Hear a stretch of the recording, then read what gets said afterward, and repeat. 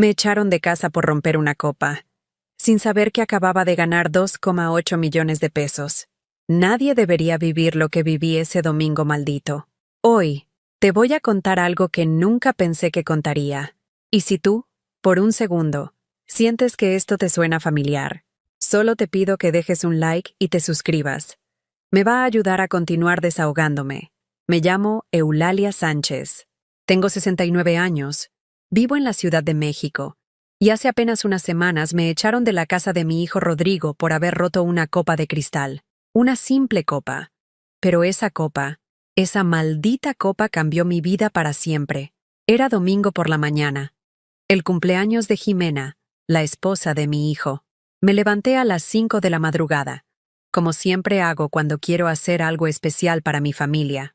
La casa todavía estaba a oscuras. Solo se escuchaba el murmullo lejano del tráfico de insurgentes y el sonido familiar de los primeros camiones que empezaban a recorrer las calles de mi colonia. Me puse mi delantal favorito, ese azul con flores amarillas que me regaló mi difunto esposo Alonso hace tantos años, y comencé a preparar un pan de elote, ese mismo pan que le hacía a Rodrigo cuando era niño y llegaba de la escuela con hambre, con las rodillas raspadas de jugar fútbol en el patio. Ese pan que él me pedía cada vez que estaba triste, cada vez que necesitaba el abrazo silencioso de una madre que lo entendía sin palabras. Mientras mezclaba la masa, el aroma del elote fresco se extendía por toda mi cocina. Cerré los ojos y por un momento pude ver a mi Rodrigo pequeño, sentado en esa misma mesa de madera, esperando con paciencia a que mamá terminara de hornear su pan favorito. Sus ojitos brillantes, su sonrisa sincera, sus manitas pegajosas de tanto robar pedacitos de masa cuando yo no estaba viendo. ¿Dónde se fue ese niño? ¿Cuándo se convirtió en este hombre que me mira como si fuera un estorbo? Después del horno, me bañé despacio. Me puse mi vestido favorito, ese de color vino que usaba cuando Alonso y yo íbamos a misa los domingos. Me pinté los labios con el rouge que él me había regalado para nuestro último aniversario. Me peiné con cuidado frente al espejo del tocador, donde todavía guardo su foto, donde todavía le hablo cada mañana como si pudiera escucharme. Alonso, le susurré a su fotografía, ayúdame a que todo salga bien hoy. Tu hijo me necesita, aunque no lo sepa. Tomé el metro hasta Polanco, cargando mi pan de elote envuelto en papel de estraza, como una ofrenda de paz. Durante el trayecto, practiqué en mi mente las palabras que le diría a Jimena. Feliz cumpleaños, mija. Que Dios te bendiga y te dé muchos años más de felicidad. Quería que sonara natural, cariñoso, sin esa tensión que siempre flotaba entre nosotras como una nube gris. Llegué a las 2 de la tarde exactas. Toqué el timbre de esa casa grande en Las Lomas, esa casa que ayudé a pagar cuando Rodrigo estaba empezando su trabajo en el banco, esa casa donde sacrifiqué mis vacaciones, mis gustos, mis pequeños lujos para que mi hijo pudiera vivir como se merecía. Nadie me abrió. Volví a tocar. Nada. Podía escuchar risas adentro. Música. El sonido de copas brindando. Conversaciones animadas. Era obvio que la fiesta ya había empezado. Sin mí. Esperé 5 minutos. 10. 15. Finalmente, escuché la voz de Jimena desde adentro, hablando con alguien. Ya llegó tu mamá. ¿Quieres que entre? Y entonces escuché la respuesta de mi hijo, mi único hijo, el niño que llevé en mi vientre durante 9 meses, al que amamanté, al que cuidé cada noche cuando tenía fiebre. Pues ni modo, que pase. Ni modo, como si fuera una visita incómoda, como si fuera una obligación molesta. Jimena abrió la puerta con una sonrisa que no llegaba a sus ojos. Llevaba un vestido carísimo, de esos que cuestan más de lo que yo gasto en comida durante 3 meses. Sus joyas brillaban bajo el sol de la tarde, y su perfume francés invadió mis sentidos como una bofetada perfumada. «Hola, Eulalia», me dijo con esa voz dulce pero fría que siempre usaba conmigo. «Qué bueno que llegaste. Pasa, pasa». Entré a la casa que conocía de memoria, pero que ahora se sentía extraña, hostil.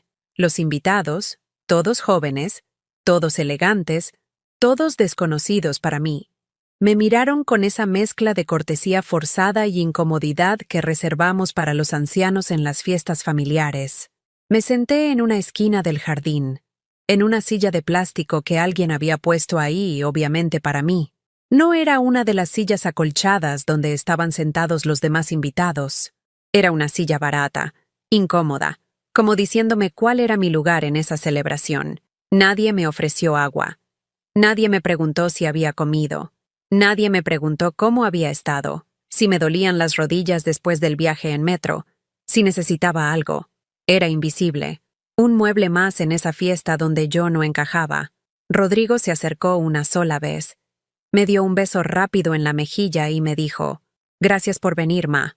Ahorita hablamos». Pero ese «ahorita» nunca llegó.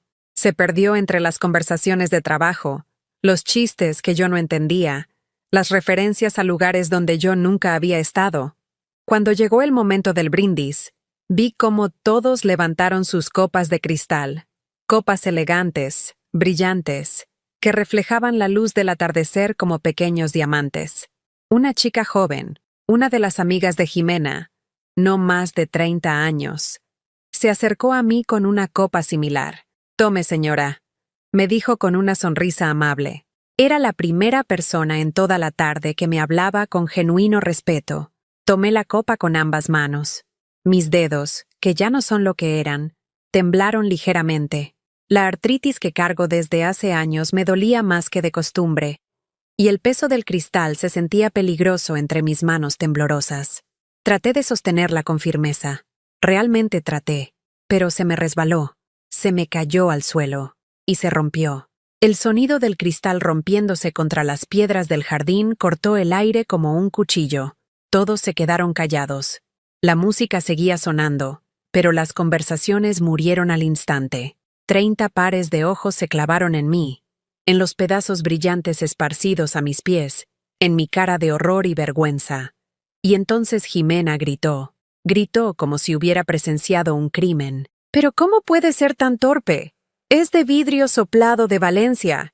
Cada copa cuesta más de 600 euros. 600 euros. Más de lo que yo gastaba en comida durante 2 meses.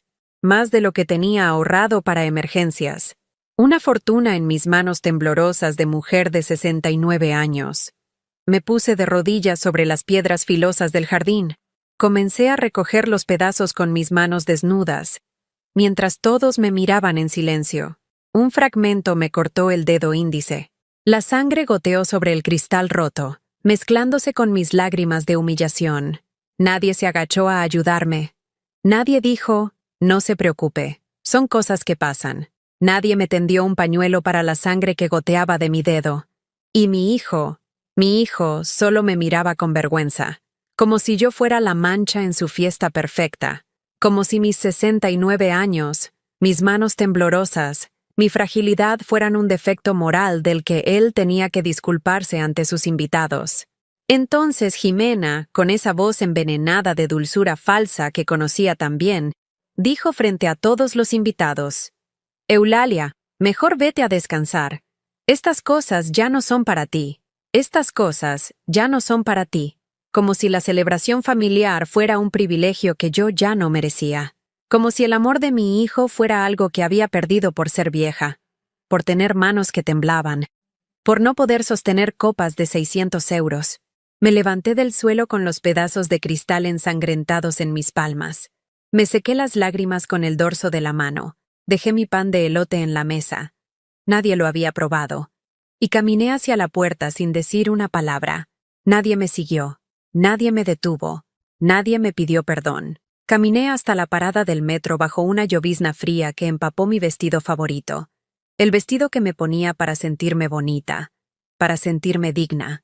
Me senté en la banca de metal oxidado, sola, con mi dignidad tan rota como esa copa maldita.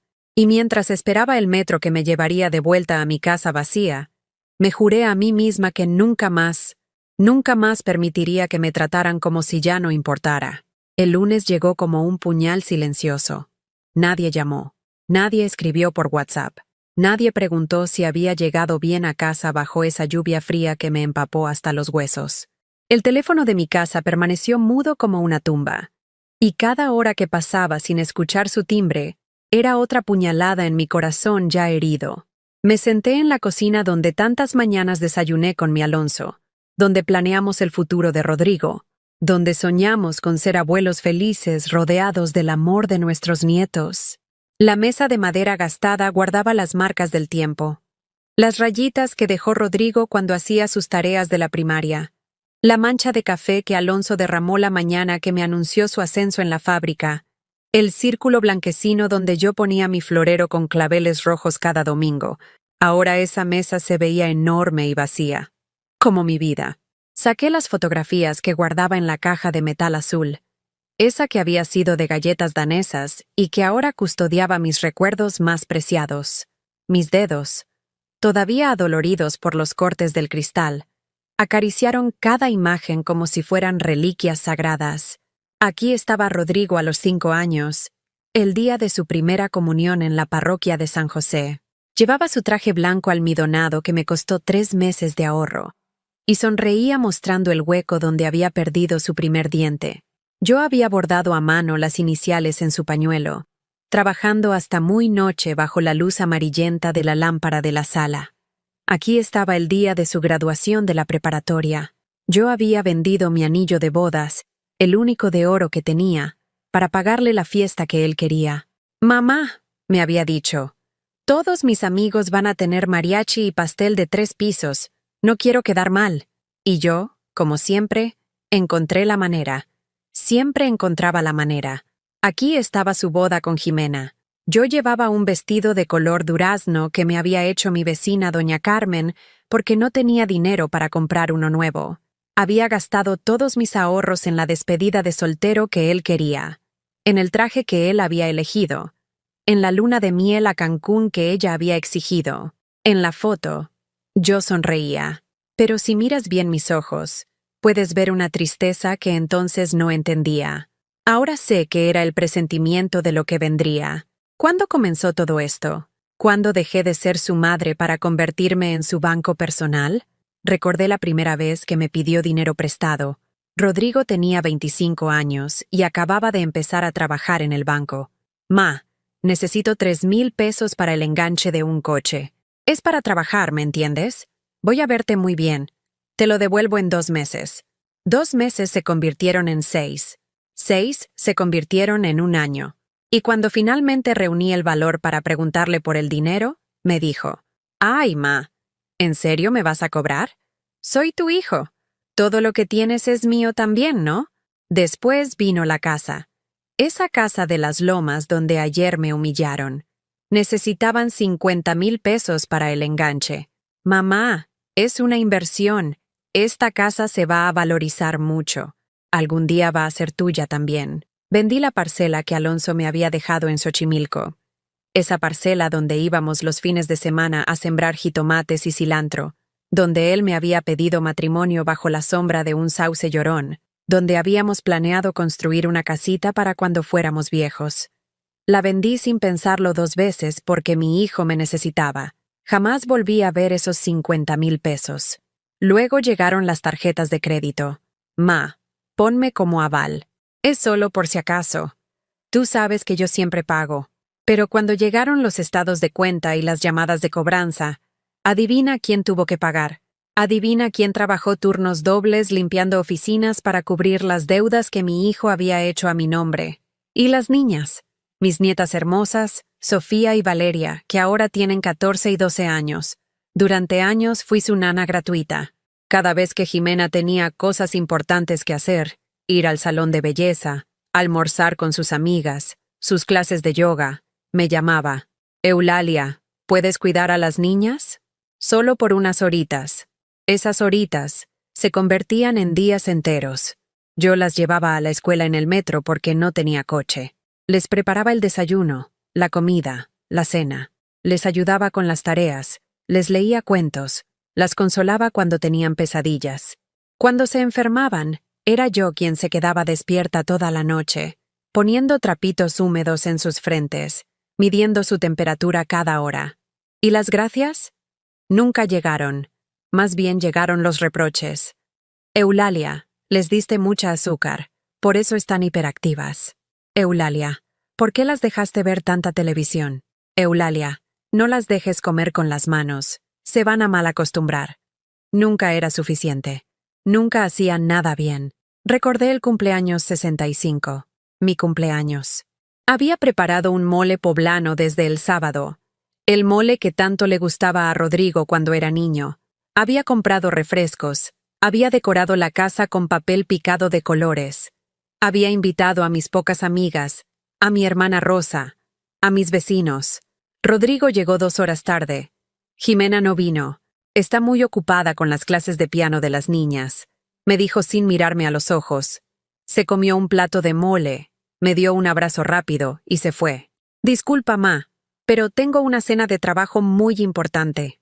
Me quedé sola con mis invitados, fingiendo que no me importaba, fingiendo que entendía que su trabajo era más importante que mi cumpleaños. Pero esa noche lloré hasta quedarme dormida abrazando la almohada de Alonso. Y las Navidades. Dios mío, las Navidades. Durante 10 años consecutivos, yo cocinaba para 20 personas. Compraba el pavo, los ingredientes para los rellenos, las frutas para el ponche, los dulces para los niños. Me levantaba a las 4 de la mañana para tener todo listo cuando llegaran los invitados importantes de Jimena. ¿Y yo? Yo comía en la cocina, como la servidumbre. Es que no hay lugar en la mesa, Eulalia. Tú entiendes. Siempre entendía. Siempre cedía. Siempre me hacía a un lado. El año pasado ni siquiera me invitaron. Decidimos hacer algo más íntimo este año, ma. Solo nosotros 4. Pasé la Nochebuena sola, cenando un sándwich de jamón y viendo películas antiguas en la televisión, mientras mi familia brindaba sin mí en esa casa que yo ayudé a pagar. Pero lo peor, lo que más me dolía en el alma, eran los hospitales. Cuando me operaron de la vesícula hace 2 años, nadie vino a visitarme. Estuve 3 días internada en el Hospital General, sola, viendo cómo las otras pacientes recibían flores, globos, visitas de familiares que se preocupaban por ellas. «Es que el hospital está muy lejos, ma», me dijo Rodrigo por teléfono. «Y Jimena no puede venir porque las niñas tienen examen. Muy lejos». El Hospital General estaba a 40 minutos en coche desde su casa de Las Lomas. Pero para comprar sus zapatos de marca en Santa Fe, ese viaje no era problema. Una enfermera joven, de esas que todavía tienen compasión en el corazón, se sentó a mi lado la última noche. «¿Su familia no vino a verla, señora?» «Están muy ocupados», le respondí, porque ¿qué más podía decir? ¿Que mi único hijo me había abandonado en el momento en que más lo necesitaba? «Mi abuela siempre me decía», murmuró la enfermera mientras acomodaba mis almohadas, «que hay hijos que son bendición y otros que son castigo. Pero usted, señora, usted parece de las que merecían bendición». Esas palabras se me quedaron grabadas como hierro caliente. Mientras miraba las fotografías desparramadas sobre la mesa de mi cocina, me di cuenta de algo que había estado negando durante años. Yo no era la madre de Rodrigo, era su empleada, su cajero automático, su niñera gratuita. ¿Cuándo había sido la última vez que mi hijo me preguntó cómo estaba? ¿Cuándo había sido la última vez que me había dicho, «Te amo, mamá», sin pedirme algo a cambio? No podía recordarlo. Me levanté despacio de la silla, las rodillas me dolían más que nunca, y caminé hasta el librero donde guardaba mis documentos importantes. Busqué mi estado de cuenta del banco. Quería ver cuánto dinero me quedaba después de tantos años de dar y dar sin recibir nunca nada a cambio. El saldo era de 3,200 pesos. Eso era todo. Mis 69 años de vida, mis décadas de trabajo limpiando oficinas, mis sacrificios, mis desvelos, mis lágrimas. Valían 3,200 pesos. Y entonces, mientras guardaba el papel con manos temblorosas, mis dedos tocaron algo que había olvidado completamente. Un boleto arrugado de la Lotería Nacional. Lo había comprado hace 3 meses, el día del aniversario de la muerte de Alonso. Era una costumbre tonta que tenía. Cada año, en esa fecha, compraba un boleto con los números de nuestra fecha de boda. Por pura curiosidad, o tal vez porque necesitaba una distracción para no seguir llorando, decidí revisar los números en Internet. Mis manos temblaron cuando vi la pantalla. Había ganado 2.8 millones de pesos. Y nadie, absolutamente nadie en el mundo, lo sabía. No se lo dije a nadie, ni una palabra. Guardé ese boleto ganador en el mismo lugar donde había estado durante 3 meses, entre las páginas de mi Biblia, justo en el Salmo 23. Aunque ande en valle de sombra de muerte, no temeré mal alguno, porque tú estarás conmigo. Por primera vez en años, sentí que tal vez Alonso y Dios no me habían abandonado completamente. Pero antes de hacer cualquier cosa, necesitaba estar completamente segura de lo que había descubierto. Durante días enteros, me senté frente a la computadora de la biblioteca pública de mi colonia, esa que está junto al mercado de San Juan, donde las señoras venden elotes y esquites, revisando una y otra vez los números ganadores. 2, 15, 23, 31, 47, 50. Los números de mi boda con Alonso. 2 de febrero, día 15, 1973, que suma 23. A las 31 semanas de habernos conocido. Los otros números eran la edad que teníamos. Yo, 47, él 50. Era real. Todo era real. Mientras esperaba mi turno en el banco para confirmar el premio, mi mente comenzó a trabajar de una manera que no había hecho en décadas. Era como si una parte de mí que había estado dormida, anestesiada por años de maltrato y humillación, hubiera despertado de repente. ¿Por qué Rodrigo no había llamado después de lo que pasó el domingo? ¿Por qué Jimena me había tratado como a una criada delante de todos sus invitados? ¿Por qué nadie, absolutamente nadie, se había disculpado por haberme hecho sentir como basura? Y entonces comenzaron a llegar los mensajes. El martes por la noche, Rodrigo me escribió por WhatsApp. Ma, necesito que me prestes 10,000 pesos urgente. Se me descompuso el coche y tengo que llevarlo al taller mañana temprano. Es una emergencia. Ni un ¿cómo estás? Ni un disculpa por lo del domingo. Ni un ¿llegaste bien a casa bajo la lluvia? Solo necesito dinero. Como siempre. No le respondí. El miércoles llegó Jimena. Hola, Eulalia. Las niñas tienen festival en la escuela el viernes y yo no puedo ir porque tengo cita en el spa. ¿Puedes llevarlas? Necesitan que alguien las acompañe y tome fotos. El spa. Mientras yo me cortaba los dedos recogiendo cristales rotos, ella ya tenía programada una cita en el spa. Tampoco le respondí. El jueves, Rodrigo me llamó directamente. Ma, ¿por qué no contestas mis mensajes? ¿Estás enojada por lo del domingo? Ya sabes cómo es Jimena cuando se estresa. No lo tomó personal.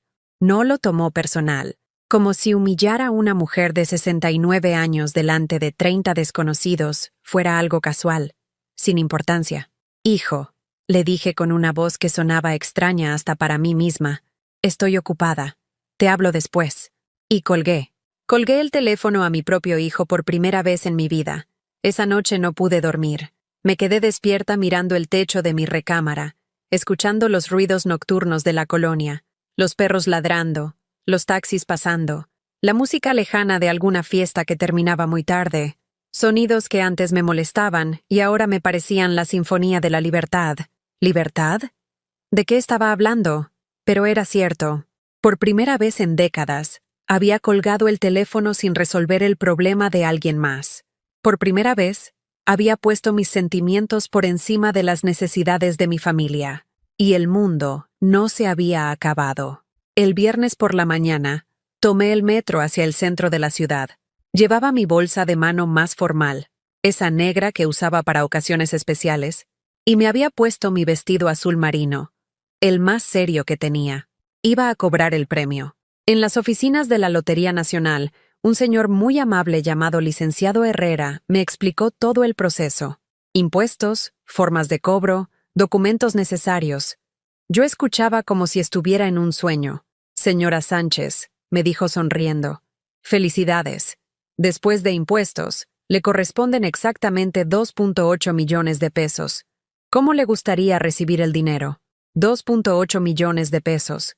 Más dinero del que había visto junto en toda mi vida. Más dinero del que Rodrigo ganaba en 3 años. Más dinero del que había gastado en él durante las últimas 2 décadas. ¿Puedo abrir una cuenta nueva? Pregunté. Una cuenta que solo yo pueda manejar. Por supuesto, señora. ¿En qué banco le gustaría? Elegí un banco diferente al que siempre había usado. Un banco donde nadie de mi familia tenía cuentas. Donde nadie podría pedirme prestado ni firmar como aval sin que yo lo supiera. Esa tarde, Caminando por el Zócalo con mi nueva tarjeta de débito en la cartera, me senté en una banca bajo la sombra de los árboles.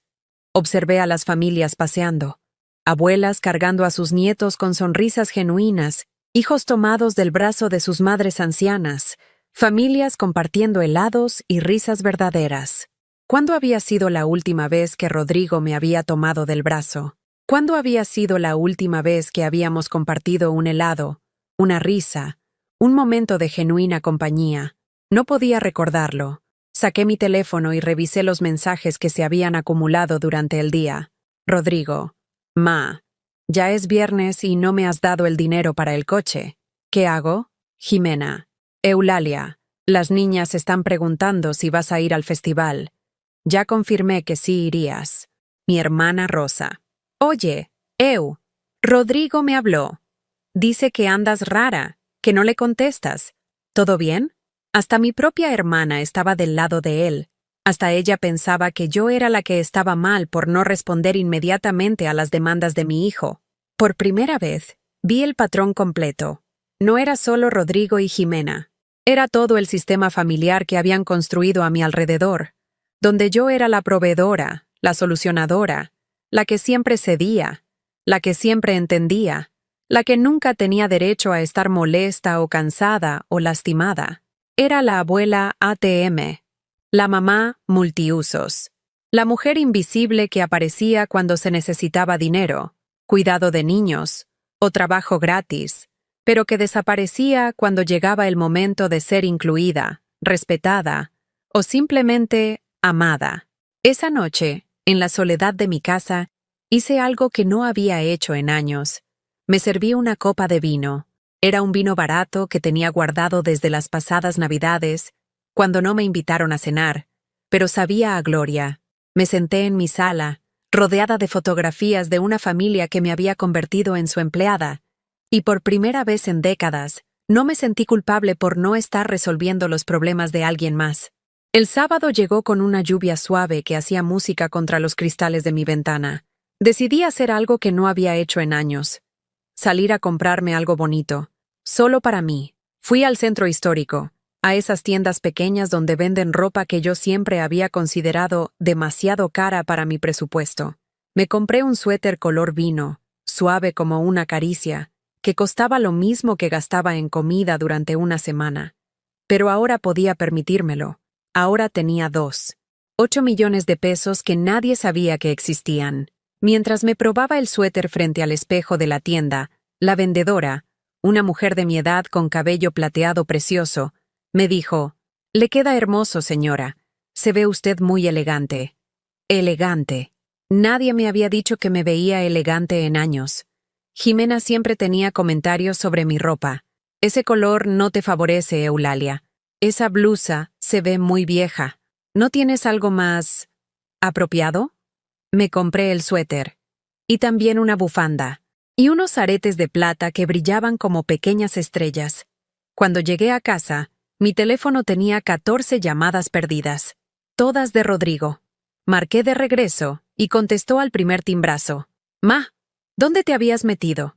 Llevo todo el día llamándote. ¿No te dijeron que Sofía se lastimó en el festival? Necesito que vengas ahora mismo a cuidarla mientras llevamos a Valeria a su clase de natación». Sofía se había lastimado, mi nieta. Y yo ni siquiera sabía por qué había decidido no ir al festival donde me necesitaban como fotógrafa gratuita. Por un momento, el sentimiento de culpa me golpeó como siempre. La urgencia de correr, de ayudar, de poner las necesidades de mi familia por encima de todo lo demás. Pero entonces me miré en el espejo del recibidor.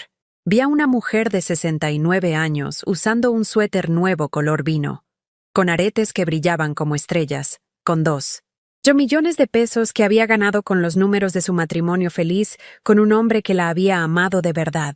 Y me di cuenta de algo que debería haber entendido hace años. No era mi responsabilidad resolver cada crisis familiar. No era mi trabajo estar disponible las 24 horas del día para las emergencias de otros. No era mi obligación sacrificar mi paz, mi tiempo, mi dignidad por personas que solo me buscaban cuando me necesitaban. «Rodrigo», le dije con una voz que sonaba diferente hasta para mí, «lleva tú a Sofía al doctor. Yo estoy ocupada. ¿Ocupada? ¿Ocupada con qué, ma? ¿Qué puede ser más importante que tu nieta lastimada? Era una buena pregunta. ¿Qué podía ser más importante que mi nieta? La respuesta llegó clara como el agua. Mi propia dignidad. Hijo, voy a colgar ahora. Habla con tu esposa. Resuelvan juntos este problema familiar. Y colgué. Por segunda vez en mi vida, colgué el teléfono a mi hijo. Pero esta vez, apagué completamente el teléfono. Y me serví otra copa de vino. Esa noche, acostada en mi cama con mi suéter nuevo puesto, porque me gustaba cómo se sentía contra mi piel, tomé una decisión que cambiaría todo. Iba a investigar exactamente qué tanto me habían estado usando. Iba a revisar cada transacción, cada préstamo, cada favor que había hecho durante los últimos años. Y después decidiría qué hacer con mis 2.8 millones de pesos. Pero una cosa tenía clara. Quien me había echado de su casa por romper una copa de 600 euros no merecía saber que acababa de volverme millonaria. Algunas revelaciones llegan como rayos, otras llegan como el amanecer. Lento, gradual, pero completamente inevitable. El domingo llegó como un huracán. A las 7 de la mañana, alguien tocó mi puerta con una desesperación que hizo temblar toda la casa. No eran toquidos normales. Eran golpes furiosos, el tipo de golpes que dan las personas cuando sienten que su mundo se está desmoronando. Me puse mi bata rosa, esa que Alonso me había regalado en nuestro último aniversario, y caminé despacio hacia la puerta. Ya sabía quién era. Lo sabía por el ritmo de los golpes, por la urgencia desesperada que atravesaba la madera. Abrí la puerta y ahí estaba Rodrigo, pero no el Rodrigo exitoso del banco, con sus trajes caros y su actitud de superioridad. Este era un Rodrigo desconocido, despeinado, con ojeras profundas, con la barba de varios días sin rasurar. Llevaba la misma ropa del día anterior, arrugada como si hubiera dormido con ella puesta. «Mamá», me dijo, y su voz sonaba rota. «Necesitamos hablar». No me preguntó si podía pasar. Simplemente entró empujando la puerta, como si mi casa siguiera siendo su casa, como si mis espacios siguieran siendo sus espacios. Detrás de él venía Jimena, pero tampoco era la Jimena de siempre. No llevaba maquillaje.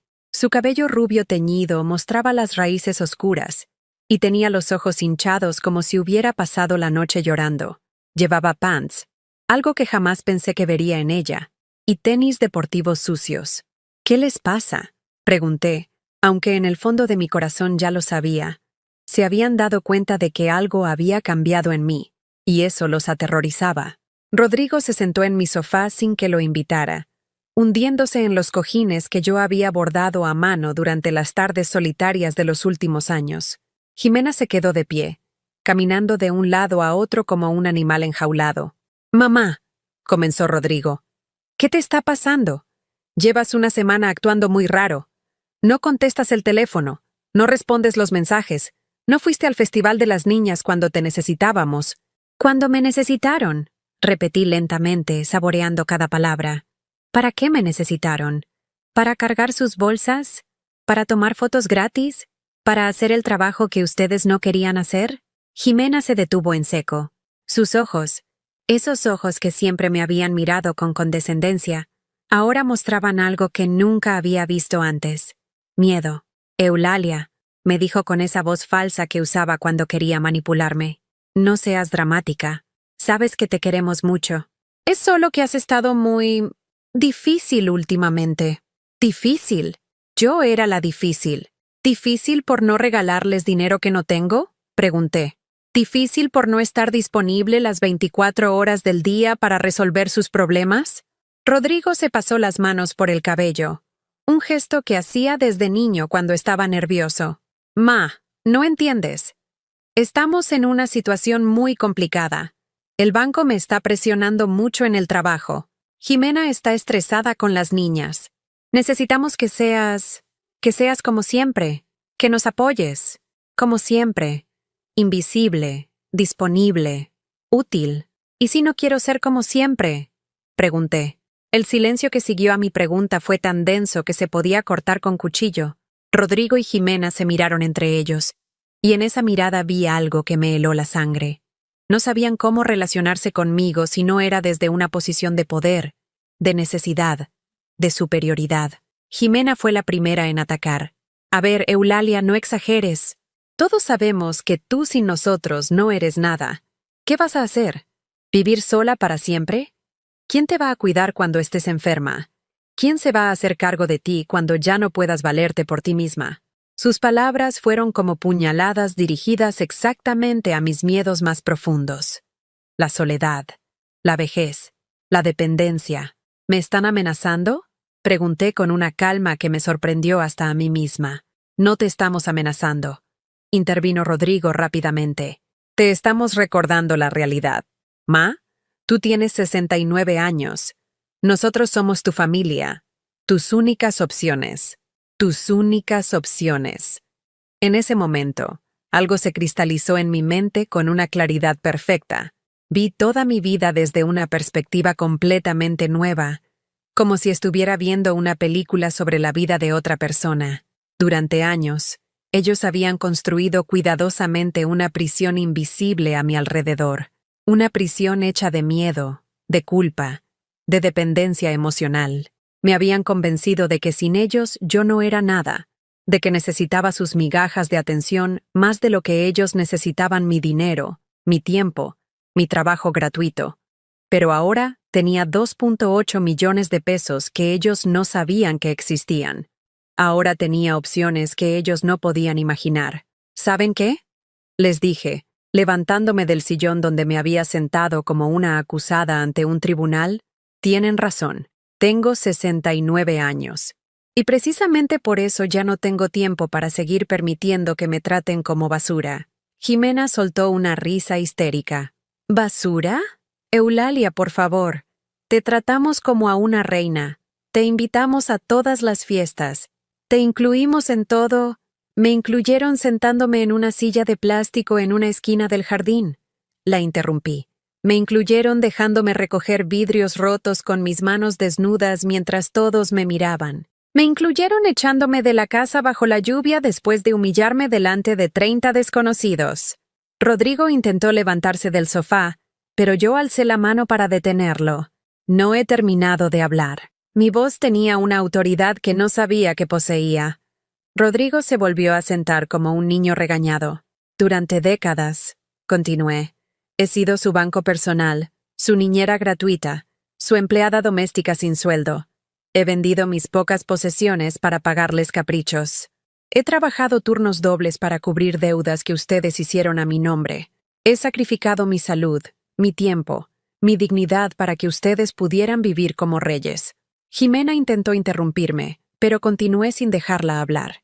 He pasado Navidades sola porque decían que era algo íntimo. He estado enferma en hospitales sin recibir ni una sola visita porque estaba muy lejos. He sido invisible en mi propia familia, solo visible cuando necesitaban algo de mí. Las lágrimas comenzaron a rodar por mis mejillas, pero no eran lágrimas de tristeza, eran lágrimas de rabia, lágrimas de años de frustración que finalmente encontraban salida. Y ahora vienen a mi casa, a decirme que sin ustedes no soy nada, a amenazarme con abandono si no regreso a ser su esclava obediente. Rodrigo finalmente explotó. Esclava. Por favor, mamá. Qué dramática eres. Te pedimos favores normales, como cualquier familia. Si te molesta tanto ayudarnos, está bien. Ya no te vamos a pedir nada. Pero no vengas después llorando de soledad. Ahí estaba. La amenaza final. El chantaje emocional que habían usado durante años para mantenerme en línea. Pero esta vez no funcionó. Perfecto. Les dije con una sonrisa que los descolocó completamente. No me pidan nada. Vivan su vida sin mí. Y yo viviré la mía sin ustedes. Jimena se acercó a mí con los ojos brillantes de furia. Estás cometiendo un error muy grande, Eulalia. Muy grande. Las niñas te van a extrañar, pero van a entender que la abuela se volvió una amargada que prefiere estar sola. Las niñas. Mi punto débil. Mi talón de Aquiles. Por un momento, el dolor me atravesó como una daga. Sofía y Valeria, mis nietas hermosas que habían crecido viendo a su abuela como una extensión de sus padres, como alguien que existía únicamente para servirlos. Pero entonces recordé algo que había estado negando durante años. Las niñas ya no me buscaban por amor. Me buscaban por costumbre, por conveniencia. Cuando las cuidaba, pasaban todo el tiempo viendo sus tablets o hablando por teléfono con sus amigas. Cuando les compraba regalos, los recibían sin emoción, como si fuera mi obligación darles cosas. Había perdido a mis nietas hace años. Solo había estado fingiendo que todavía las tenía. Las niñas van a estar bien, dije finalmente. Van a crecer y van a entender que los adultos a veces tienen que tomar decisiones difíciles para recuperar su dignidad. Rodrigo se levantó del sofá con movimientos bruscos. Perfecto. Perfecto, mamá. Espero que tu dignidad te caliente las noches cuando estés sola. Espero que tu dignidad te lleve al doctor cuando te enfermes. Espero que tu dignidad te acompañe cuando te mueras sola en esta casa. Sus palabras fueron como balas, diseñadas para herirme en lo más profundo. Y lo lograron. Por un momento, la imagen de mi muerte solitaria me llenó de terror. Pero entonces pensé en Alonso, en cómo me había amado de verdad, sin condiciones, sin exigencias, en cómo me había tratado como a una reina durante los años que estuvimos juntos. Y me di cuenta de que prefería morir sola con dignidad que vivir rodeada de personas que me despreciaban. Si eso es lo que tiene que pasar, les dije mientras caminaba hacia la puerta para abrirla, que pase. Rodrigo salió primero, con pasos furiosos que resonaron por toda la casa. Jimena se detuvo en el umbral y me miró con una sonrisa cruel. «Vas a regresar suplicando», me dijo. «En una semana vas a estar tocando nuestra puerta, pidiendo perdón, rogando que te dejemos volver a ser parte de la familia». Cerré la puerta sin responder. Y por primera vez en décadas, el silencio de mi casa no me sonó a soledad. Me sonó a libertad.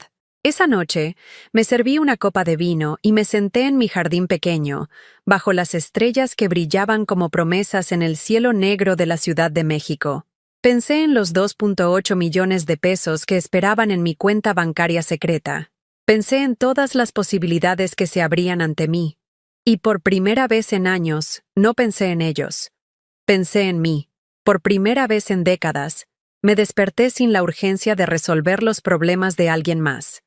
Era lunes por la mañana, las 7:30. Durante años, a esta hora ya estaba revisando mi teléfono para ver qué emergencia familiar me esperaba.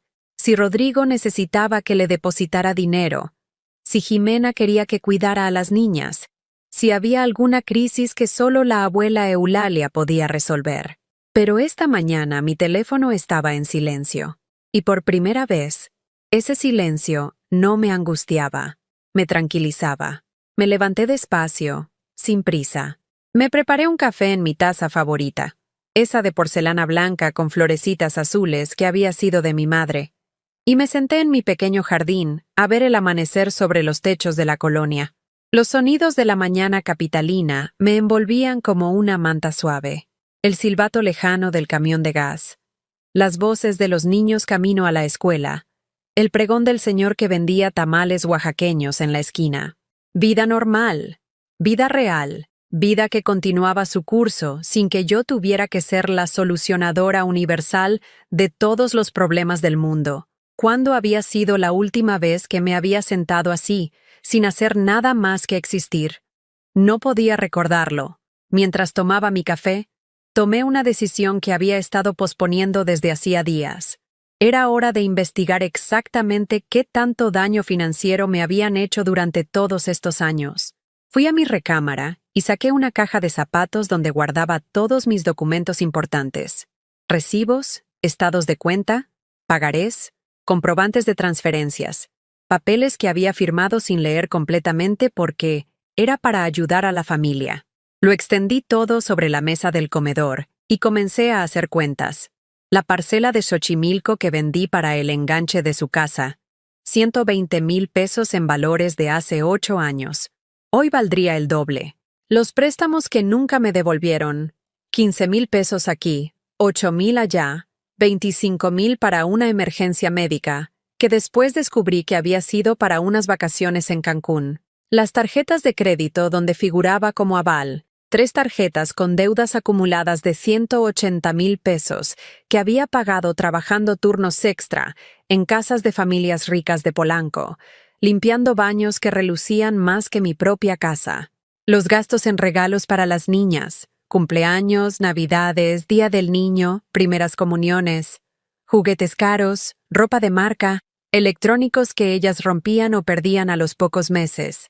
Cuando terminé de sumar, la cifra me dejó sin aliento. 847,000 pesos. Casi 1 millón de pesos que había dado a mi familia durante los últimos 10 años. Dinero que había salido de mis manos temblorosas de mujer trabajadora hacia las cuentas bancarias de personas que me veían como un cajero automático con piernas. Pero lo que más me dolió no fue la cantidad, fue darme cuenta de que ni una sola vez, ni una sola maldita vez, me habían dado las gracias de corazón. Era siempre, «Ay, ma, eres un amor, te lo devuelvo pronto», o «Sabía que podía contar contigo, mamá», o peor aún, «Es lo mínimo que puedes hacer por tus nietas». Lo mínimo, como si mi amor se midiera en pesos y centavos. Esa tarde tomé el metro hacia el centro de la ciudad. Tenía una cita con un abogado que me había recomendado el señor de la lotería. Un hombre mayor, de confianza, especializado en asuntos familiares delicados. El licenciado Morales tenía su oficina en un edificio antiguo cerca del Palacio de Bellas Artes. Su despacho olía a libros viejos y madera, y las paredes estaban cubiertas de diplomas y fotografías que hablaban de décadas de experiencia ayudando a personas en situaciones complicadas. «Señora Sánchez», me dijo después de escuchar mi historia completa, «lo que me cuenta es más común de lo que usted se imagina. Muchas personas mayores vienen aquí después de años de abuso financiero y emocional por parte de sus propias familias». Abuso. Esa palabra me sonaba demasiado fuerte para lo que había vivido. El abuso era algo que les pasaba a otras personas con situaciones extremas, no a una abuela normal de la Ciudad de México. Sé que la palabra la incomoda. Continuó el licenciado, como si leyera mis pensamientos. Pero vamos a llamar las cosas por su nombre. Su hijo y su nuera la han estado explotando económicamente durante años. Han usado su amor maternal como herramienta de manipulación. Han condicionado su inclusión en la familia a su capacidad de proveer servicios y dinero. Cada palabra era como un martillazo sobre clavos que llevaba años negándome a reconocer. ¿Qué puedo hacer?, pregunté con una voz que sonaba más pequeña de lo que me hubiera gustado.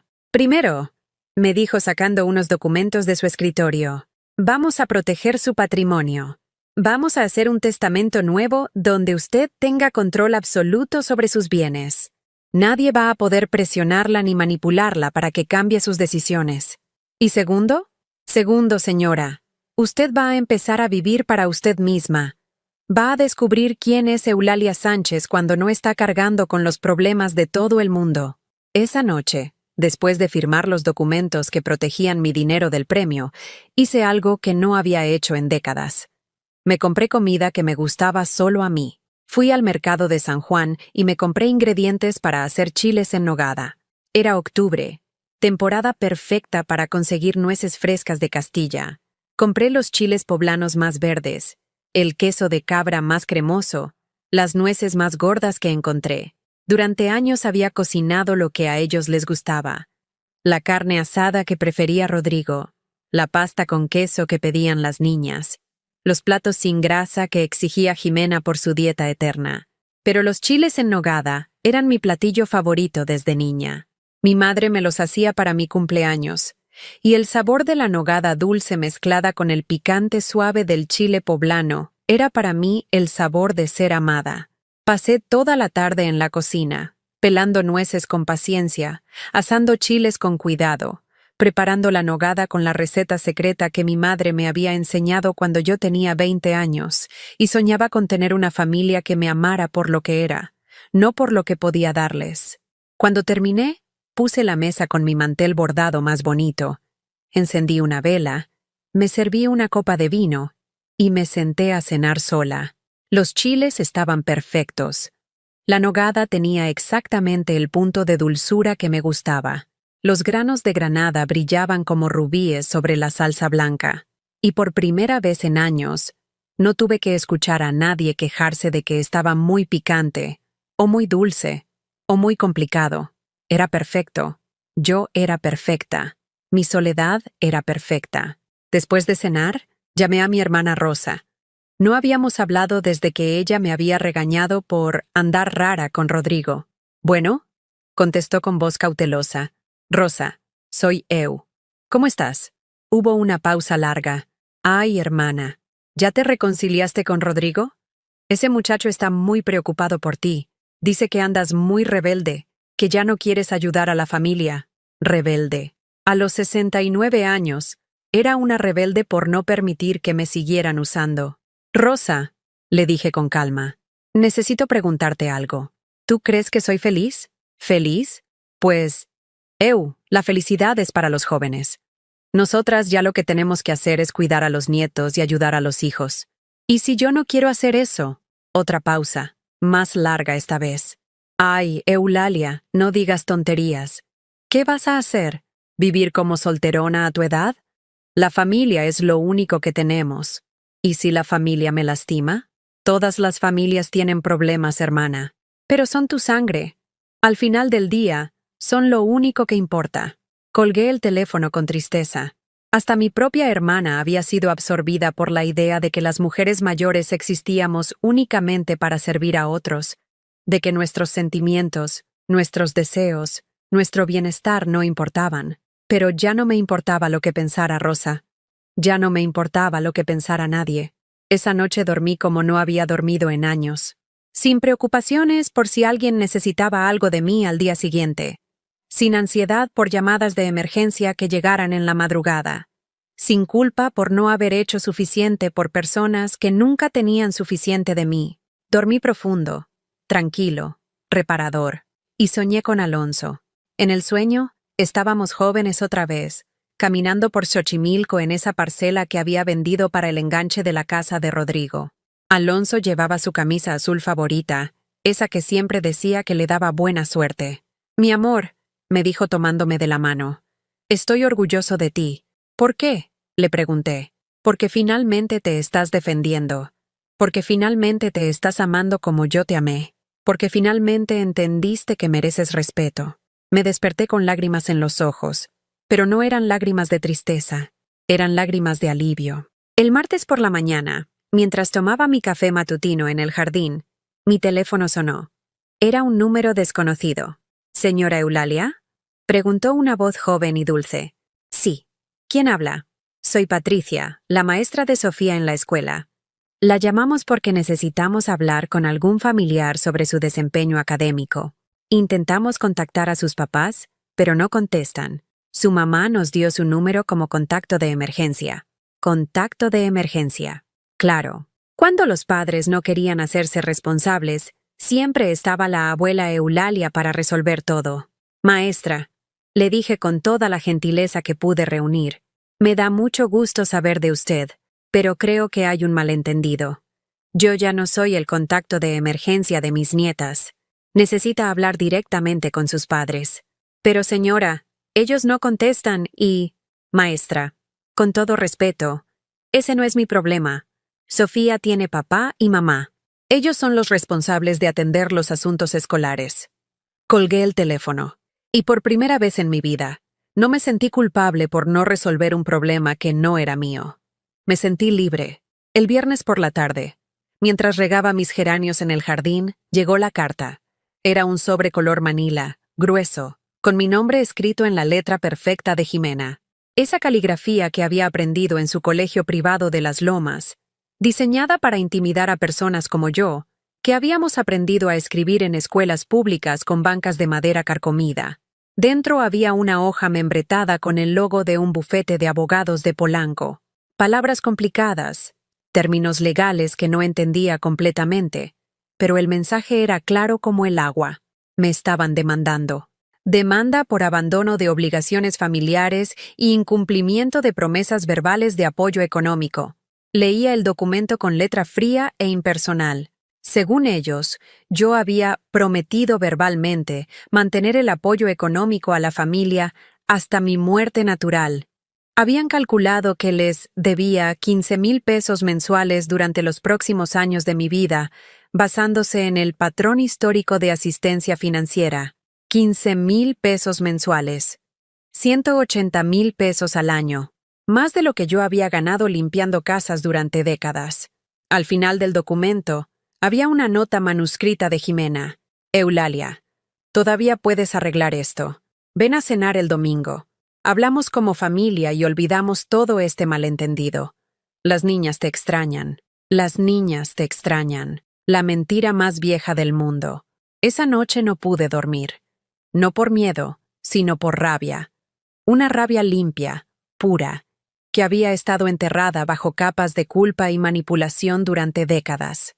¿Cómo se atrevían? ¿Cómo se atrevían a demandarme por recuperar mi dignidad? ¿Cómo se atrevían a usar el sistema legal para forzarme a seguir siendo su esclava? El sábado por la mañana llamé al licenciado Morales. Señora Sánchez, me dijo después de revisar la demanda.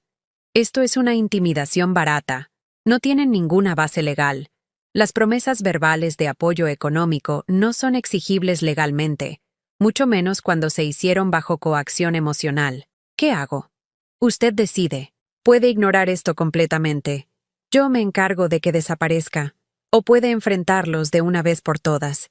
Mostrarles que ya no es la mujer que pueden manipular a su antojo. Esa tarde, tomé una decisión que habría aterrorizado a la Eulalia de hace un mes. Les iba a decir la verdad, toda la verdad. El domingo llegué a su casa a las 2 de la tarde exactas. Llevaba mi vestido azul marino más elegante, el que usaba para ocasiones importantes. Me había maquillado con cuidado. Me había peinado en el salón de belleza de doña Carmen y llevaba los aretes de plata que me había comprado durante mi primer día de libertad. Esta vez no toqué el timbre. Tenía copia de la llave. Después de todo, había pagado la mitad del enganche de esa casa. Y entré directamente. Los encontré en el comedor, los 4 sentados alrededor de la mesa de caoba que mi dinero había ayudado a comprar. Rodrigo vestía su mejor traje, como si fuera una junta de negocios. Jimena llevaba un vestido color crema que probablemente costaba más que mi renta de 3 meses. Las niñas estaban impecables, con sus uniformes de domingo y sus caritas de angelitos ensayadas para la ocasión. «Mamá», dijo Rodrigo levantándose con una sonrisa falsa. «Qué bueno que viniste. Ya pensábamos que...» «Siéntate», le dije con una voz que no reconocía como mía. «Todos siéntense. Vamos a hablar». Puse mi bolsa sobre la mesa con un golpe seco que hizo temblar los platos de porcelana fina. Saqué una carpeta gruesa que había preparado durante toda la semana. Antes de empezar, dije mirándolos uno por uno, quiero que sepan que ya revisé la demanda que me mandaron. Y quiero felicitarlos. Finalmente mostraron su verdadera cara. Jimena intentó interrumpir con su voz melosa. Eulalia, esa demanda es solo para proteger los derechos de las niñas. Para asegurar que siguiera siendo su vaca lechera hasta el día de mi muerte. La interrumpí. Pero, ¿saben qué? Se les acabó la leche. Abrí la carpeta y saqué el primer documento. Los estados de cuenta de mi nueva cuenta bancaria. 2.8 millones de pesos, anuncié, viendo cómo sus ojos se abrían como platos. Gané la lotería el día del aniversario de la muerte de su papá. El mismo día que ustedes me echaron de esta casa por romper una copa. El silencio que siguió fue tan denso que se podía cortar con cuchillo. Rodrigo se había puesto pálido como un muerto. Jimena miraba el documento como si fuera un extraterrestre. Las niñas intercambiaban miradas confundidas. Pero no se emocionen, continué, porque no van a ver ni un peso de ese dinero. Saqué el segundo documento. Mi testamento nuevo. Ya hice testamento. Todo mi dinero va para una fundación que ayuda a mujeres mayores víctimas de abuso familiar.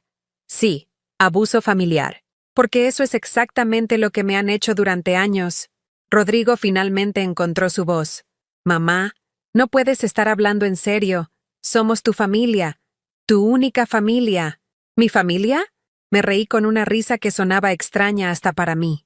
¿La familia que me echó bajo la lluvia después de humillarme públicamente? ¿La familia que me demandó por recuperar mi dignidad? Saqué el tercer documento. Las cuentas que había hecho de todo el dinero que me habían quitado durante los años. 847,000 pesos. Leí en voz alta. Eso es lo que me han robado durante la última década. Préstamos que nunca pagaron, deudas que yo cubrí, gastos que hice por ustedes mientras yo comía frijoles y arroz para llegar a fin de mes. Jimena se levantó de la mesa con los ojos brillando de furia. ¿Robado? Eulalia, estás loca. Eso es lo que hacen las madres, lo que hacen las abuelas, dar por sus familias. ¿Dar? Me levanté también, enfrentándola por primera vez en mi vida. ¿Dar? Las madres dan amor, Jimena. Las abuelas dan cariño. Yo no he sido madre ni abuela para ustedes. He sido un cajero automático con piernas. Caminé alrededor de la mesa, observando esa casa que yo había ayudado a pagar, esos muebles que habían salido de mi sudor y mis lágrimas. ¿Saben cuándo fue la última vez que me dijeron, «¿Te quiero sin pedirme algo a cambio?» Pregunté. No pueden recordarlo, ¿verdad? Porque nunca ha pasado. Las niñas empezaron a llorar. Sofía, la mayor, me miraba con ojos que intentaban manipularme. Abuela, ¿ya no nos quieres? Mi corazón se partió. Pero esta vez, en lugar de ceder, me agaché a su altura y le hablé con toda la honestidad que pude reunir. Las amo con todo mi corazón, mija. Las amo tanto que ya no voy a permitir que crezcan pensando que está bien tratar mal a las personas que nos aman. Las amo tanto que voy a enseñarles que el respeto se gana, no se exige. Me incorporé y miré a Rodrigo directamente a los ojos. Tu padre estaría avergonzado de ti, le dije. Alonso trabajó toda su vida para darte lo mejor. Me amó como una reina para que tú aprendieras a amar a tu propia familia. ¿Y tú? Tú aprendiste a ver el amor como una transacción comercial. Rodrigo tenía lágrimas en los ojos, pero no eran lágrimas de arrepentimiento. Eran lágrimas de rabia por perder su fuente de financiamiento. Mamá, si te vas, si haces esto, ya no hay vuelta atrás. Ya no vas a ser parte de esta familia. Saqué el último documento de mi carpeta. El poder notarial que revocaba todos los accesos que habían tenido a mis cuentas y documentos. Perfecto, dije poniéndolo sobre la mesa, porque esta familia dejó de existir para mí el día que me echaron por romper una copa. Caminé hacia la puerta, pero antes de salir me volteé una última vez. Ah, y sobre la demanda, dije con una sonrisa que lo celó. Mi abogado dice que podemos contrademandar por extorsión y abuso financiero de persona mayor. Los recibos que tengo podrían meterlos en serios problemas legales. Vi cómo Jimena se desplomaba en su silla. Pero no lo voy a hacer, continué. ¿Saben por qué? Porque ustedes no merecen ni mi odio. No merecen ni mi tiempo para odiarlos. Salí de esa casa por última vez. Cerré la puerta suavemente detrás de mí, sin dar el portazo que ellos esperaban, sin el drama que hubiera alimentado su narrativa de la abuela loca que se volvió contra su familia. Simplemente cerré la puerta y caminé hacia mi nueva vida. En el taxi de regreso a casa, lloré, pero no lloré por ellos. Lloré por la mujer que había sido durante tantos años, invisible, suplicante, desesperada por migajas de amor que nunca llegaron. Lloré por Eulalia, la empleada doméstica gratuita. Lloré por Eulalia, el cajero automático con sentimientos. Lloré por Eulalia, la abuela que existía solo para servir. Y cuando llegué a mi casa, cuando abrí la puerta de mi casa, la casa que nadie me podía quitar, la casa donde nadie me podía humillar, dejé de llorar, porque esa mujer ya no existía. Ahora existía solo Eulalia. Eulalia con 2.8 millones de pesos. Eulalia con dignidad. Eulalia con futuro. Eulalia libre. 3 semanas después del confronto final, hice algo que no había hecho en 45 años. Me compré un boleto de avión. Destino: Puerto Vallarta. Había visto un anuncio en el periódico sobre un hotel boutique frente al mar que ofrecía paquetes especiales para mujeres que celebran su independencia. La frase me había llamado la atención porque describía exactamente lo que era ahora. Una mujer celebrando su independencia. El vuelo desde la Ciudad de México duró apenas 1 hora y media, pero para mí fue como viajar a otro planeta. Desde la ventanilla del avión, vi cómo las montañas grises del Valle de México se transformaban en el azul infinito del Pacífico, como si estuviera dejando atrás no solo una ciudad, sino toda una vida de limitaciones autoimpuestas. La azafata, una chica joven con sonrisa genuina, me ofreció cacahuates y me preguntó si era mi primera vez volando. Sí, le respondí, y luego agregué algo que me sorprendió a mí misma. Pero no va a ser la última. El hotel era pequeño y acogedor, con solo 20 habitaciones que daban directamente a la playa. Mi suite tenía un balcón con vista al mar, una cama enorme con sábanas blancas que olían a lavanda, y un baño con una tina lo suficientemente grande para que una mujer de 69 años pudiera remojar sus huesos cansados mientras escuchaba el sonido de las olas. La primera noche, me senté en el balcón con una copa de vino blanco, el vino que yo había elegido, no el que alguien más había decidido que debía tomar, y marqué un número que tenía guardado desde hacía meses. «¿Bueno?», contestó una voz familiar. «Esperanza, soy Eulalia Sánchez». Esperanza había sido mi compañera de trabajo durante años, cuando limpiábamos juntas las oficinas del centro. Éramos amigas antes de que yo me convirtiera en la abuela esclava que no tenía tiempo para amistades. «Ay, Eulalia, qué milagro. ¿Cómo estás, mujer? Hace años que no sé nada de ti». «Estoy en Puerto Vallarta», le dije, saboreando cada palabra. «En un hotel frente al mar, sola. Y estoy muy bien». Hubo una pausa llena de sorpresa. «¿En Puerto Vallarta? ¿Sola? ¿Y tu familia?» «Mi familia», dije sintiendo cómo las palabras salían ligeras de mi boca. «Ya no es mi problema». Le conté todo, desde la copa rota hasta el confronto final. Esperanza me escuchó sin interrumpir, haciendo esos ruiditos de comprensión que hacen las mujeres cuando otra mujer les está contando una historia de liberación. «Ay, Eulalia», me dijo cuando terminé. «Siempre supe que esa familia te estaba chupando la sangre, pero nunca me atreví a decírtelo porque sé cómo somos las madres mexicanas. Pensamos que sufrir por los hijos es parte del amor». «Ya no más», le dije viendo cómo el sol se ponía sobre el océano, pintando el cielo de colores que no sabía que existían. «Ya aprendí la diferencia entre amar y ser usada». «¿Y qué vas a hacer ahora?», era una buena pregunta. ¿Qué hace una mujer de 69 años cuando finalmente se da cuenta de que su vida puede empezar de nuevo? «Voy a vivir», le respondí. «Por primera vez en décadas, voy a vivir para mí». Los siguientes días en Puerto Vallarta fueron una revelación constante. Desayunaba cuando tenía hambre, no cuando alguien más necesitaba que le preparara el desayuno. Leía libros que había querido leer durante años, pero nunca había tenido tiempo porque siempre estaba resolviendo crisis ajenas. Caminaba por la playa al amanecer, sintiendo la arena húmeda entre mis dedos de los pies y escuchando el sonido del mar que me recordaba que el mundo era mucho más grande que los problemas de mi familia. En la playa conocí a Carmen, una mujer de Barcelona que tenía 72 años y viajaba sola por México desde hacía 6 meses. ¿6 meses?, le pregunté mientras tomábamos piñas coladas bajo una palapa. ¿Y tu familia no se preocupa? Carmen se rió con una risa que sonaba a campanas de iglesia. «Mija», me dijo con su acento español que me encantaba. «Mi familia se preocupó los primeros 2 días. Después entendieron que su madre no se había vuelto loca. Se había vuelto libre». Carmen me contó su historia. Viuda desde hacía 10 años. Había pasado la primera década sin su marido cuidando nietos, resolviendo problemas familiares, siendo la matriarca invisible que mantenía a todos felices excepto a sí misma. «Un día», me dijo mientras vimos cómo el sol se ponía en el horizonte, me desperté y me pregunté, ¿para qué sirve ser matriarca si no tienes poder real sobre tu propia vida?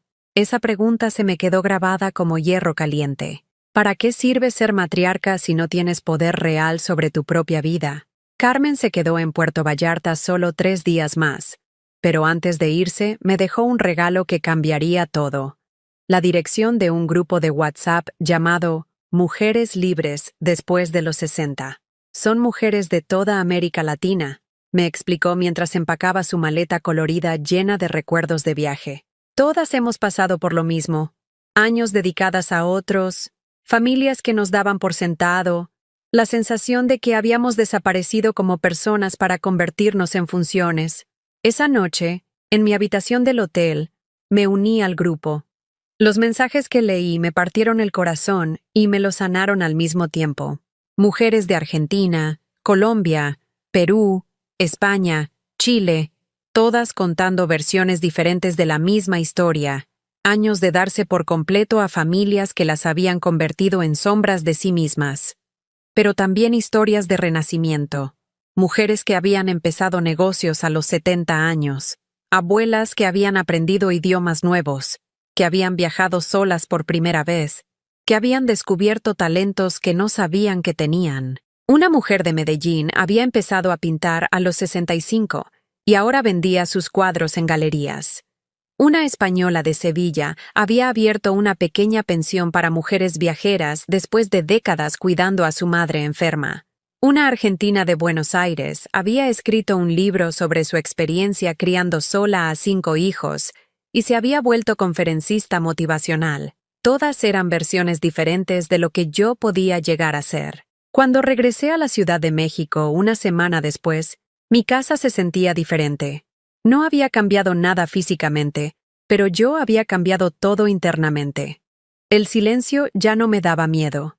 La soledad ya no me parecía una condena. Por primera vez, mi propia compañía me parecía suficiente. Decidí hacer cambios concretos. Primero, renové completamente mi casa. No solo la pinté y cambié los muebles, sino que eliminé todo lo que me recordara a mi época de servidumbre familiar. Las fotografías donde aparecía invisible en segundo plano, los regalos que me habían dado sin amor, los muebles incómodos que había mantenido porque era lo que había.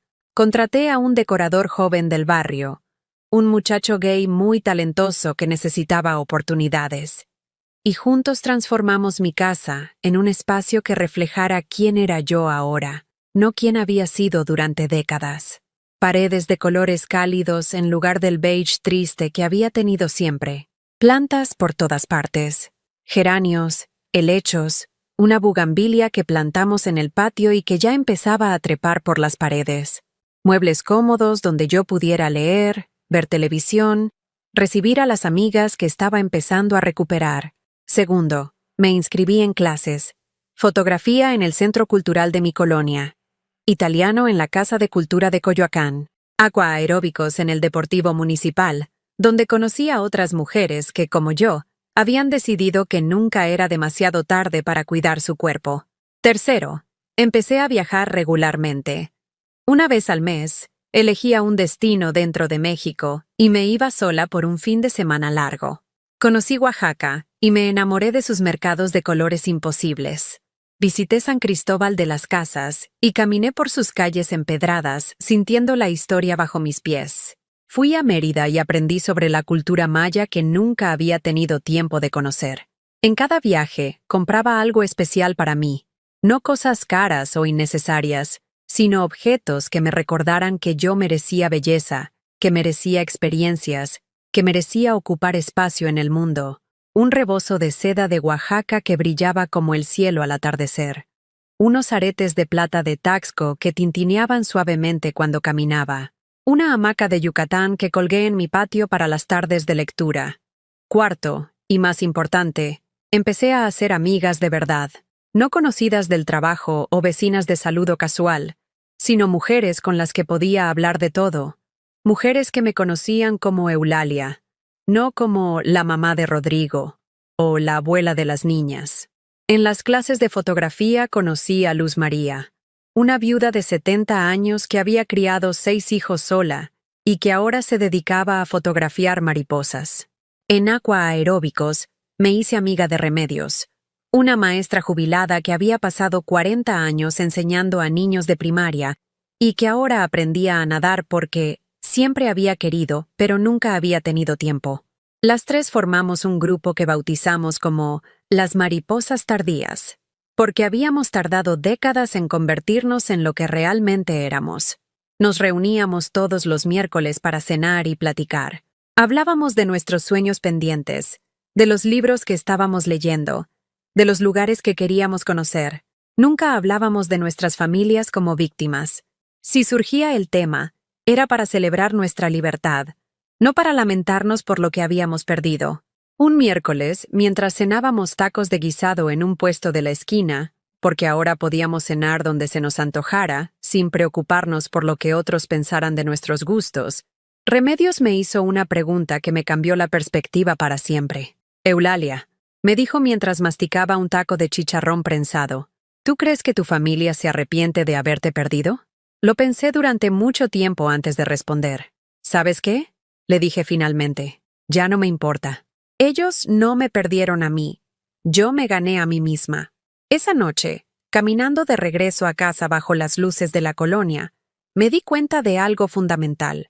Por primera vez en mi vida adulta, era completamente feliz. No feliz a pesar de estar sola. No feliz, mientras tanto, hasta que llegara algo mejor. Simplemente feliz. Completamente, absolutamente, genuinamente feliz. Y esa felicidad no dependía de nadie más que de mí.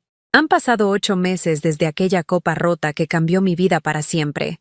Esta mañana, mientras tomaba mi café en el jardín que ahora florece con las plantas que yo elegí, jazmines que perfuman las noches, rosas que corto para adornar mi mesa, hierbas de olor que uso para cocinar solo para mí, llegó una carta que no esperaba.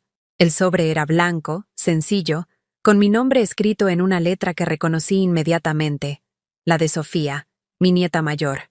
Querida abuela Eulalia, comenzaba la carta, espero que estés bien. Mamá y papá no saben que te estoy escribiendo, pero necesitaba decirte algo importante.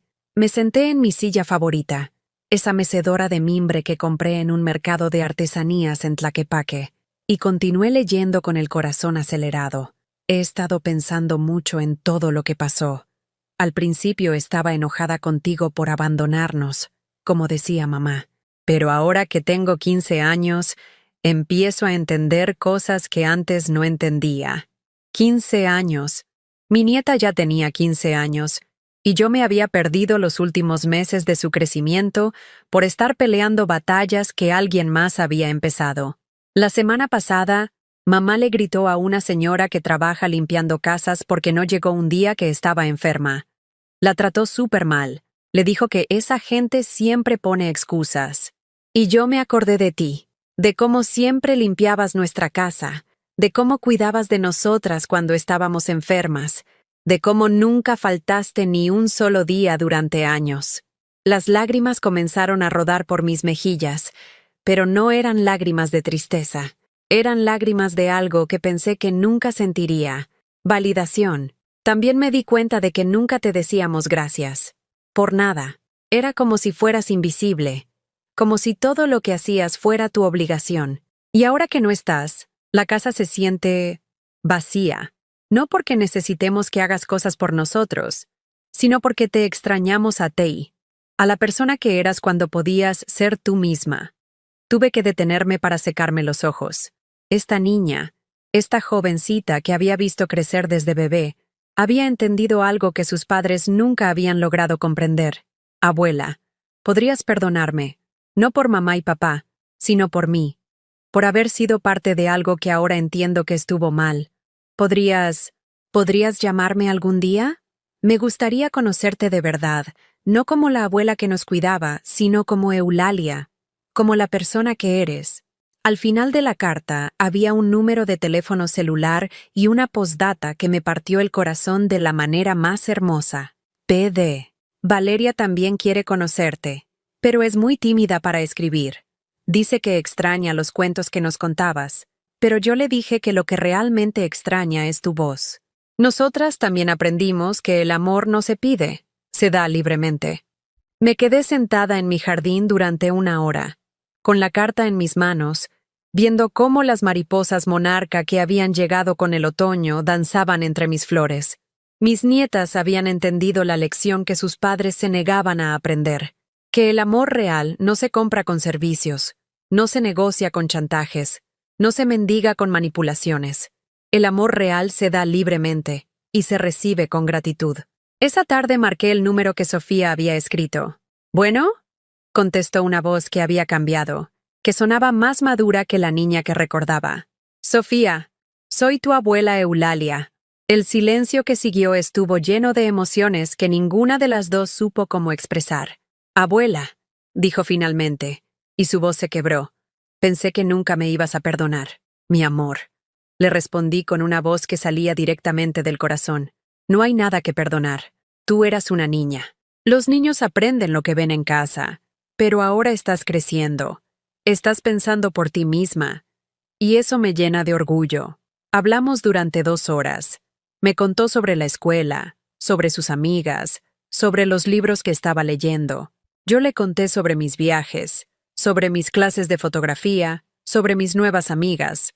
Hablamos como 2 mujeres que se están conociendo por primera vez, no como abuela y nieta con roles predefinidos. Abuela, me dijo antes de colgar, ¿tú crees que algún día mamá y papá van a entender lo que hicieron mal? Era una pregunta difícil, una pregunta que yo me había hecho durante meses. No lo sé, mija, le respondí honestamente. Y ya no es mi responsabilidad enseñárselos. Cada persona tiene que caminar su propio camino hacia la sabiduría. Lo único que sé es que yo ya encontré el mío. ¿Y nosotras podemos ser parte de tu camino? ¿Sin que eso signifique que tienes que regresar a cómo eran las cosas antes? La pregunta de mi nieta de 15 años era más madura que cualquier cosa que hubiera escuchado de su padre en décadas. Claro que pueden, mi amor, pero en mis términos, con respeto mutuo, con amor real, no con necesidad disfrazada de amor. Me parece perfecto, me dijo, y pude escuchar la sonrisa en su voz. Esa noche, mientras preparaba mi cena, un salmón a las hierbas que había aprendido a cocinar en una clase de cocina internacional, reflexioné sobre todo el camino que había recorrido desde aquella copa rota. La mujer que se había arrodillado a recoger cristales con las manos sangrantes mientras 30 personas la miraban con lástima ya no existía. En su lugar, había nacido una mujer que sabía su valor, que conocía sus límites, que entendía la diferencia entre generosidad y autotraición. Durante los siguientes meses, mantuve contacto regular con mis nietas. Las veía una vez al mes, siempre en terreno neutral, en el parque, en un café, en el museo, nunca en la casa de sus padres, nunca en circunstancias donde pudiera ser confundida con la empleada doméstica gratuita que había sido. Rodrigo intentó contactarme varias veces, primero con mensajes de WhatsApp que ignoré, después con llamadas que no contesté. Finalmente apareció en mi puerta un sábado por la mañana, con ojeras profundas y ropa arrugada que me recordó al hombre desesperado que había llegado 8 meses atrás. «Mamá», me dijo cuando abrí la puerta, «necesitamos hablar. Las cosas han cambiado». Las cosas habían cambiado, efectivamente. Según me contó, entre lágrimas que parecían genuinas pero que ya no me conmovían automáticamente, Jimena lo había dejado 3 meses atrás. Se había enterado de que yo tenía dinero y había querido reconciliarse conmigo para tener acceso a él. Cuando Rodrigo se negó a pedirme perdón, porque no hicimos nada malo, mamá, ella había decidido que era mejor buscar un marido con una familia menos complicada. Está viviendo con un empresario de Monterrey, me dijo con voz rota. Se llevó a las niñas 2 semanas al mes. Yo me quedé solo, mamá. Y me di cuenta de que tú tenías razón en muchas cosas. Lo escuché sin interrumpir, pero también sin invitarlo a pasar. No te estoy pidiendo dinero, continuó. No te estoy pidiendo que regreses a cuidarnos. Solo quiero que sepas que entiendo que te lastimamos. Y que lo siento. Era la primera vez en mi vida que mi hijo me pedía perdón por algo. Rodrigo, le dije después de un largo silencio, te perdono, pero perdonar no significa olvidar. Y definitivamente no significa regresar a cómo eran las cosas. Lo sé, me dijo, y por primera vez vi en sus ojos algo que no había visto desde que era niño. Humildad real. Solo quería que supieras que me da orgullo que hayas encontrado tu felicidad, aunque haya sido a pesar de nosotros. Después de que se fue, me senté en mi jardín con una taza de té de manzanilla y pensé en todas las lecciones que la vida me había enseñado en estos meses de libertad. La primera, nunca es demasiado tarde para empezar de nuevo. A los 69 años, había descubierto que podía viajar sola, hacer amigas nuevas, aprender habilidades que no sabía que quería tener. La segunda, el amor que se exige no es amor. El amor real se da libremente y se recibe con gratitud, nunca con demandas o chantajes. La tercera, Ser una buena madre no significa sacrificar tu identidad por completo. Los hijos necesitan ver madres fuertes, mujeres que se valoran a sí mismas, no mártires que se inmolan en el altar del amor familiar. La cuarta. La soledad elegida es infinitamente mejor que la compañía tóxica. Había pasado años sintiéndome sola en medio de una familia que me rodeaba. Ahora, viviendo sola, me sentía más acompañada que nunca. Esta mañana, mientras escribo estas reflexiones en mi diario, otro hábito nuevo que desarrollé durante mi renacimiento, llega el cartero con un sobre que me hace sonreír. Es una invitación de Carmen, mi amiga española, para visitarla en Barcelona el próximo mes. Las golondrinas están regresando, dice su carta, y pensé que te gustaría verlas llegar. Hay algo mágico en ver cómo los seres libres encuentran siempre el camino de regreso a casa. Voy a ir. Voy a conocer Barcelona. Voy a caminar por las Ramblas. Voy a sentarme en cafés donde nadie me conoce como la mamá de alguien o la abuela de alguien. Voy a ser simplemente Eulalia. Eulalia que rompió una copa y encontró su libertad en los pedazos. Eulalia que descubrió que los finales pueden ser comienzos si tienes el valor de cerrar puertas que ya no te llevan a lugares donde quieres estar. Eulalia que aprendió que la copa que se rompe a veces es la que te libera. Y tú que has escuchado mi historia hasta aquí, ¿has roto alguna vez una copa sin que nadie te defienda? ¿Has sentido que das amor pero recibes migajas? ¿Has sido invisible en tu propia familia? Si tu respuesta es sí, cuéntame en los comentarios. Cuéntame tu historia. Porque a veces, compartir nuestras experiencias es el primer paso hacia la libertad. Si esta historia te ha tocado el corazón, si has visto algo de ti en mi historia, dale me gusta a este video y suscríbete al canal. Porque tal vez hay alguien más ahí afuera que necesita escuchar que nunca es demasiado tarde para recuperar tu dignidad, que nunca es demasiado tarde para empezar a vivir para ti, y que las copas que se rompen, a veces son las que nos liberan.